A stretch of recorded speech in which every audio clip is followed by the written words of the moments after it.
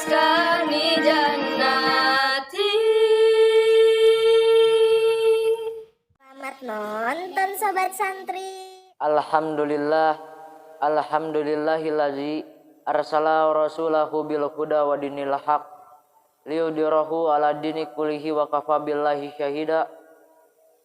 Asyhadu an la ilaha illallah wa asyhadu anna Muhammadan abduhu wa rasuluh allazi la nabiyya ba'da amma ba'du. Qala Allahu ta'ala fil Qur'anil Karim, a'udzu billahi minasyaitonir rajim.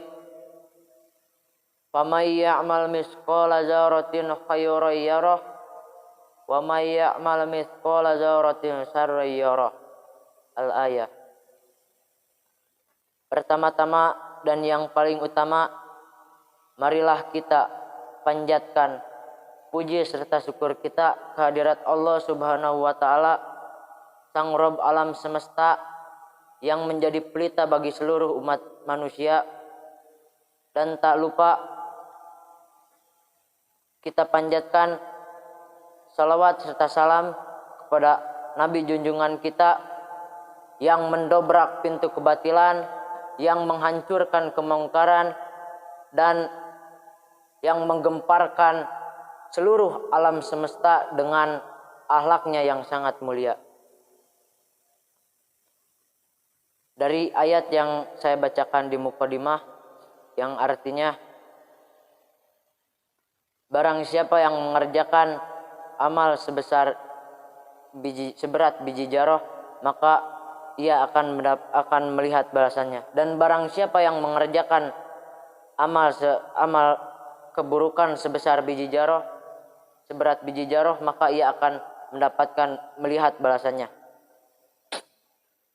Dan dari ayat ini pula Allah menegaskan kepada kita bahwa setiap amal ibadah, setiap amal perbuatan yang kita lakukan pasti akan Allah pertanggungjawabkan.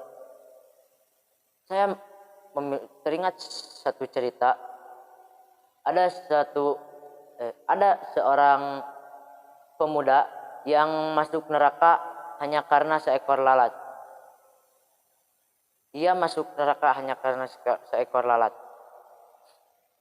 Jadi pada zaman dahulu, pada suatu hari, ada dua orang pemuda yang hendak melewati wilayah,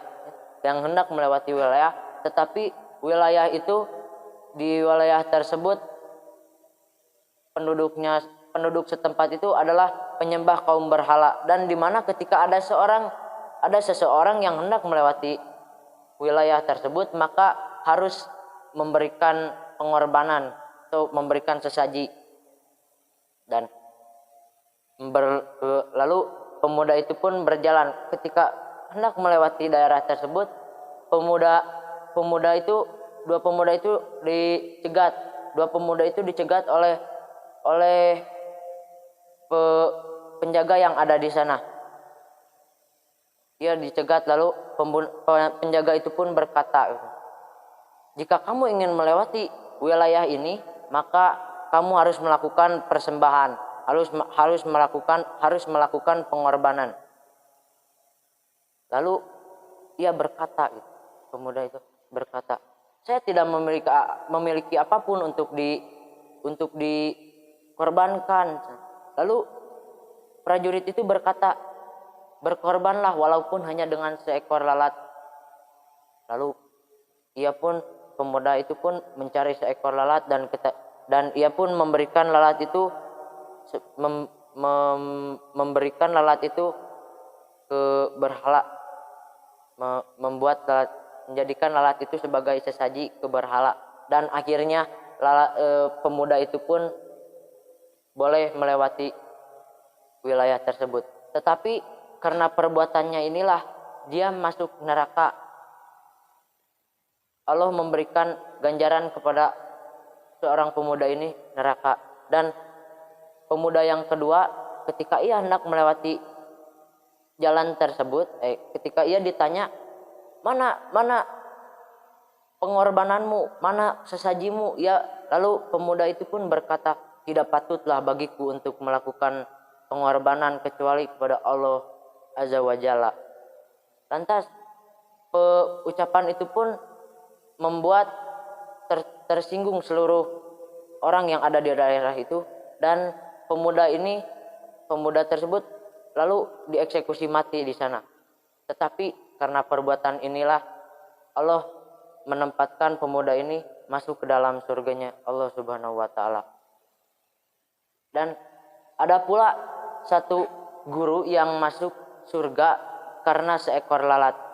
Jadi pada saat itu ada satu murid, di mana satu murid ini memiliki seorang guru, tetapi gurunya ini telah meninggal. Dan pada suatu malam dia bermimpi bahwa dirinya bertemu dengan guru tersebut. Lalu guru itu menceritakan bahwa saya masuk surga karena seekor lalat. Lalu pemuda itu pun terheran-heran, murid itu pun terheran-heran, bagaimana sang guru bisa masuk surga karena seekor lalat. Dan diceritakanlah oleh sang guru bahwa pada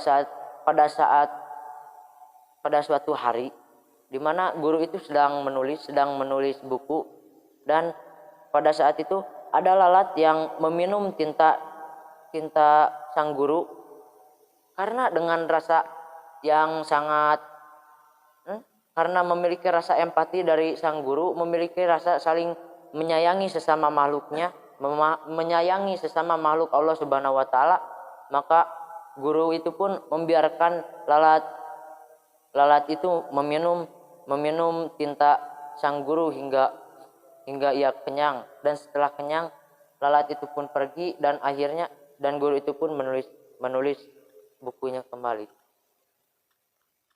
Mengapa demikian? Mengapa ada satu guru yang masuk surga hanya karena seekor lalat, dan ada pula pemuda yang masuk neraka hanya karena seekor lalat?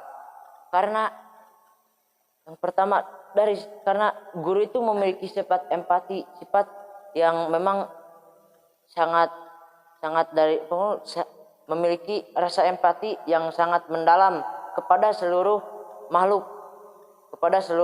Allah, saling menyayangi sesama makhluk Allah, dan akhirnya Allah pun memberikan ganjaran kepada kepada guru itu masuk ke dalam surganya Allah Subhanahu wa taala. Lalu bagaimana dengan pemuda yang masuk neraka hanya karena seekor lalat?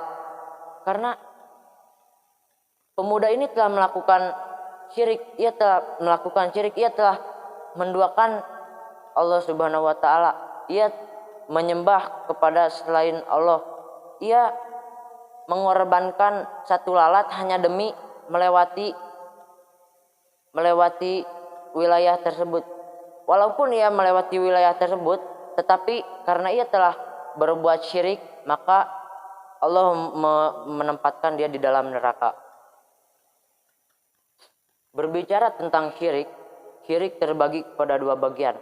Yang pertama, syirik akbar atau syirik besar, dan syirik asghar, yaitu syirik kecil. Yang pertama yaitu syirik akbar, yaitu syirik yang memang terlihat. Contohnya seperti tadi, memberikan sesaji kepada selain Allah, menyembah kepada selain Allah. Dan telah banyak terjadi di Indonesia ini kemusyrikan, dan telah terjadi kemusyrikan di Indonesia ini. Contohnya ada di Tanjakan Emen, di mana ketika kita hendak melewati Tanjakan Emen, maka kita harus memberikan sesaji. Contohnya memberikan rokok lah, memberikan uang lah, supaya kita itu selamat menurut masyarakat setempat. Tetapi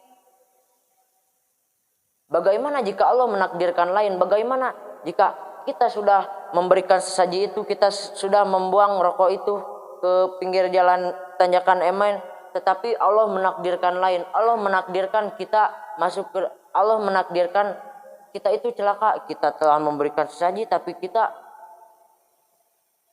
Allah menakdirkan kita celaka gitu. Dan akhirnya kita mati dalam keadaan melakukan syirik. Dan syirik kecil, contohnya syirik haub. Jadi syirik haub ini syirik yang agak tidak terlihat. Contohnya seperti ini. Ada satu orang anak yang hendak hendak menyeberang jalan. Tetapi ketika di pertengahan jalan datanglah satu truk yang hampir menabrak anak tersebut. Tetapi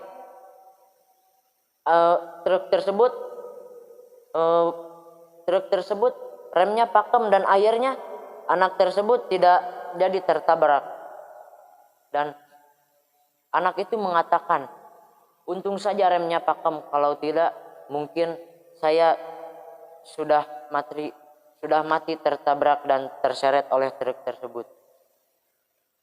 Tetapi yang harusnya kita katakan ketika ada kejadian seperti itu, misalnya saya yang akan tertabrak, maka yang harus saya katakan adalah alhamdulillah remnya pakem. Mungkin ya kalau tidak ada daya ataupun kekuatan selain milik Allah, mungkin saja rem itu bisa jadi Allah ciptakan, mungkin saja Allah bisa menakdirkan lain, mungkin saja Allah menakdirkan bahwa rem itu tidak pakem dan akhirnya saya mungkin tertabrak, mungkin 5 meter jauhnya. Dan dari dua cerita ini kita mungkin bisa mengambil makna bahwa kita jangan sampai meremehkan hal sekecil apapun, karena bisa jadi hal sekecil inilah yang bisa mengantarkan kita, yang bisa menyeret kita ke neraka ataupun bisa menggiring kita ke dalam surga. Dan bahkan Ibnu Khaldun pun pernah berkata bahwa tidak bisa dianggap kecil, tidak bisa dianggap dosa kecil, dosa yang terus-menerus dilakukan. Karena ada pepatah yang mengatakan bahwa dikit-dikit lama-lama jadi bukit. Dan jangan pernah kita menganggap remeh kebaikan sekecil apapun, karena bisa jadi kebaikan itulah yang membawa kita masuk ke dalam surganya Allah Subhanahu wa taala. Dan Rasulullah Shallallahu alaihi wasallam pernah bersabda bahwa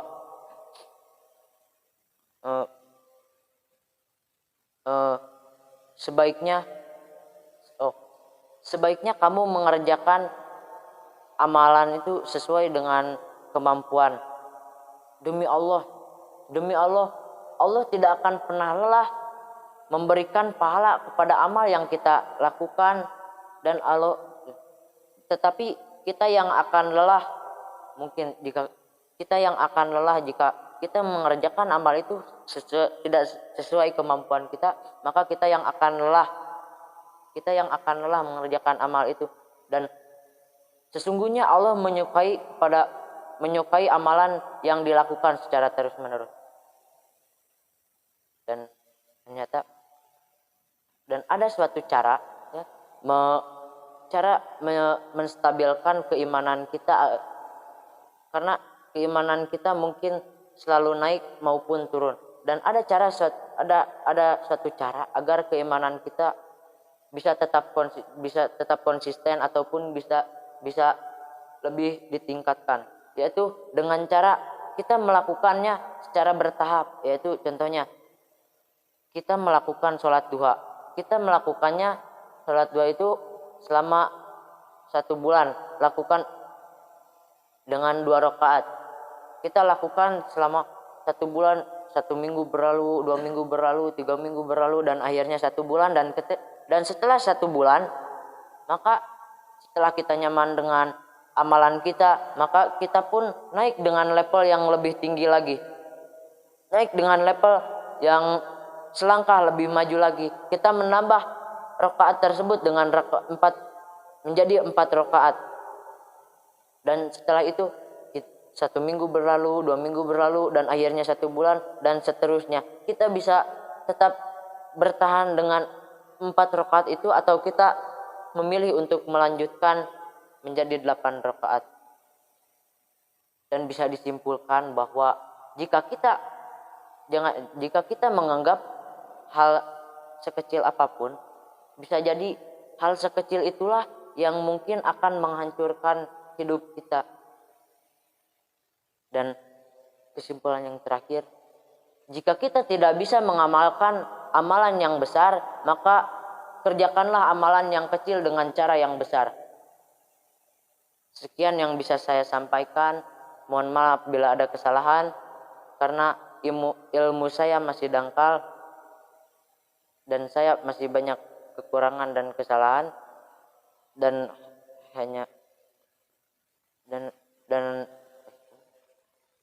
mohon maaf bila ada kesalahan, karena kesalahan datangnya dari saya sendiri dan kebenaran hanya milik Allah Subhanahu wa taala. Tutup saja dengan doa, Rabbana atina fid dunya hasanah wa fil akhirati hasanah wa bila taufik wal hidayah. Wassalamualaikum warahmatullahi wabarakatuh.